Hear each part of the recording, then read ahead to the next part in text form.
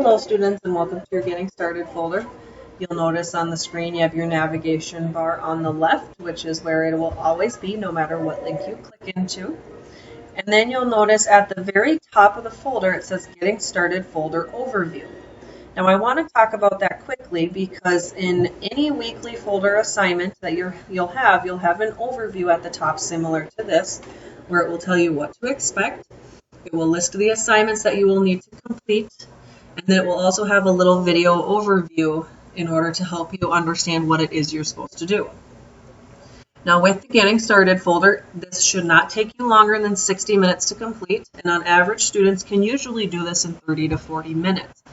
Now, how long it takes depends on if you run into any technology issues and whether or not you email me if you run into those issues or not. So again, make sure you always email me with any issues you might have.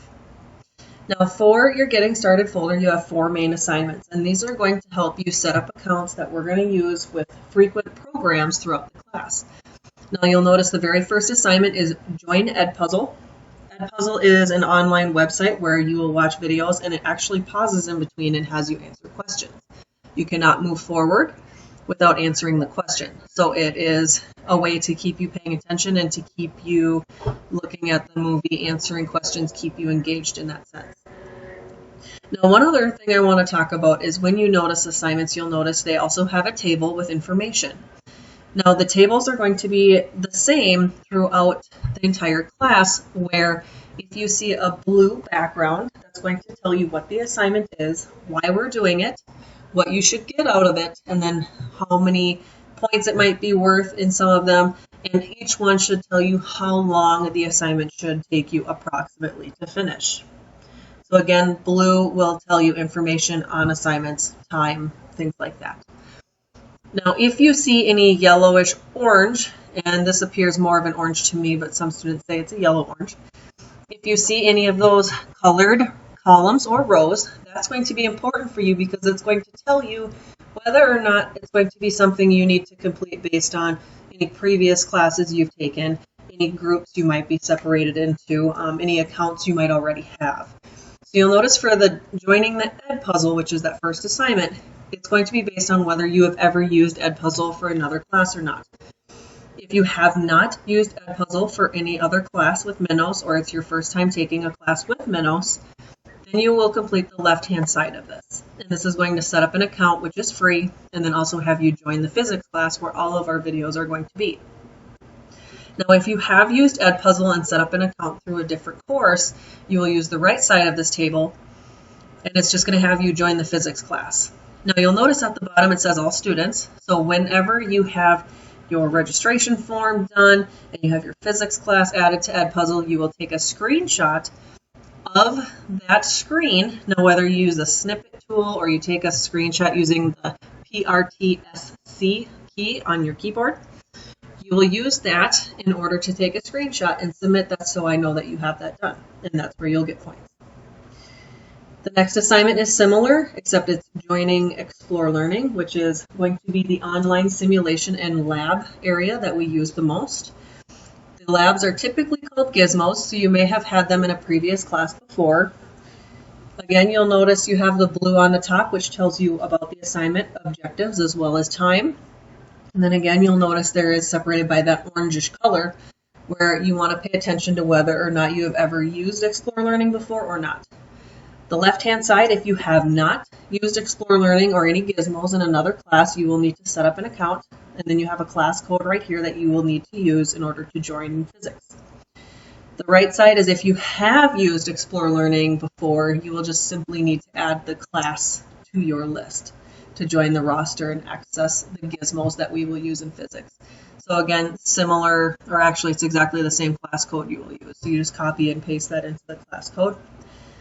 Just like Edpuzzle above, take a screenshot when you have your physics class added, so I know you have that ready.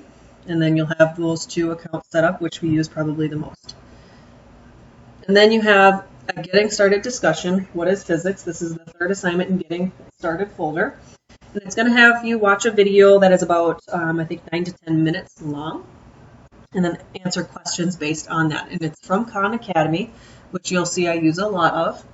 Now, when you do discussions, there's two main ways of doing a discussion. One is where I would require you to make a thread, and the other one is where I already made the thread. Now, with this discussion, it says, what is physics? If you click on this title, it would bring you into a new link like this, and then the thread is already made. So in order to access the thread and the information, you would simply click on what is physics, which is that blue. Now, one of the things you'll hear me say to you often is hover to discover. So if you ever wonder if something is a link, if you hover over it, it should turn into a pointer. Not all titles are links, so you'll notice this one doesn't turn into a pointer. And then typically blue is going to be another form of a link. So what is physics that we accessed before is blue. A lot of your submit, reply, create buttons are all blue. So make sure you remember hover to discover and then remember blue. And then the very last assignment is a getting started class agreement and acknowledgement assignment. This is going to go over important expectations I have for students. And it's basically an attestation by you, whether you agree or not. You'll answer yes or no, agree or disagree. And please know that all students are responsible for this information, regardless of if you complete the assignment or select disagree or no. These are going to be my expectations for all students. So when you click on that title, it'll bring you into a link like this. And again, blue, so you hit begin. And it'll bring you into the attestation where you will read questions and then just agree based on that. Now, one of the important pieces that I want to draw your attention to is the information on plagiarism. I expect you to, if you use any outside sources and copy and paste from any websites, that you tell me what website you got that information from. I don't punish for plagiarism with the first attempt because sometimes it's accidental. I will have you fix it. But any further plagiarism attempts, whether you copy or paste material from an outside source, use it from another student, have someone do your work, that can be grounds for any disciplinary action. So please make sure that you are being aware and mindful of where you get material. And then if you do use any definitions or anything from an outside source, that you give credit to where you found it. And you can do that by just putting the website address, the title from a book, whatever it may be.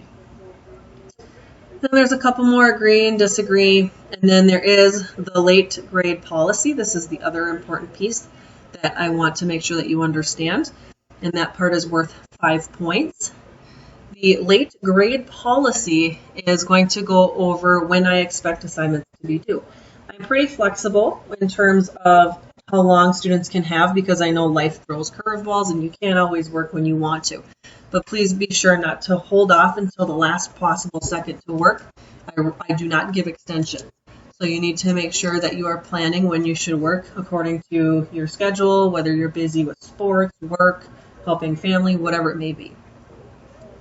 And then the last piece is your Flynn safety contract where we go over safety in terms of doing labs at home. We're not going to be using any dangerous chemicals or anything like that, but it is always important to go over basic safety information, like not to have horseplay if you're playing with scissors or something like that. So that is a piece that I do want you to go over. Students are expected to attest to that as well as a family or guardian. You can print that out and email that to me. You can sign it using the PDF program in the student desktop and then simply save it and submit it. Otherwise, I have had students print it out, sign it, have a parent, guardian, or family member sign it, and then take a picture with their phone and then just send it to me and email that way. I'm not picky on how I get it. I do want you to sign it though. So make sure you get all that done. When it's done, you will click yes as you completed it. Please note I come back and check this. So if you hit yes and you didn't actually do it, I will take those points away and then I will email you about it. So just make sure to know that. And this is the last assignment for the Getting Started folder. So again, setting up accounts, talking about what physics is so you can know what to expect, and then also going over what my expectations are of you with the class. When you have the Getting Started folder done, you have those 4 assignments completed, you will go next to either part 1 or part 2, these 2 links on the left right here, based on what part of the class you are doing.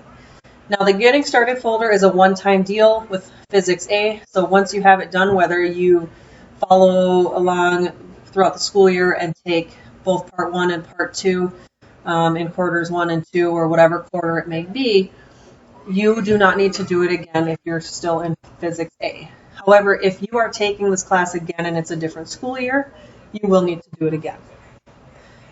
But when you have it done, it's done. Now, whether you're in part 1 or part 2, if you are confused or don't know where to start, make sure to email me. I also put a note in your My Progress link, which is right here, and it'll be at the top telling you what part of the course you're working on, so you can look at that too. And when you are ready to move forward, say I'm in part 1, weeks 1 through 8, I will click on that link and it'll bring me to my weekly folders. Now at first, these will not all be open. I left them open at this point because I'm working in the class. However, when you get into part 1 after the Getting Started folder, you will start with week 1, Science as a Dynamic Process. And that weekly folder will have all the assignments in there for you. So this is going to be where I leave you as far as the Getting Started folder and what to expect and then where to go after. If you have any questions, remember to always email me. You can text me as well. I'm not picky on time, so if ever you're stuck, you just let me know.